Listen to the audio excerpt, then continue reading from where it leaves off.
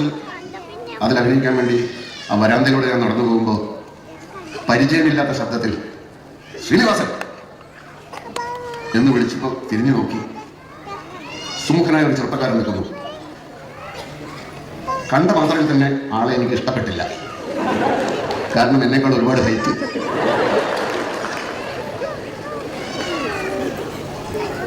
എന്നിട്ട് ഒറ്റ വെറുപ്പിൽ കുറെ കാര്യങ്ങൾ എന്നോട് ചോദിച്ചു.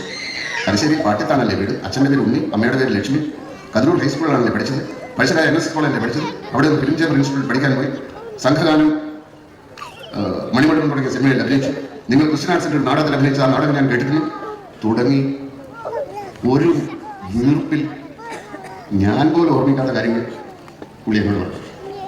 ദിലീപ് വിചാരിക്കുന്നത് സത്യമല്ലാതെ സത്യം ഒട്ടും വിശ്വാസമില്ലാത്ത നമുക്ക്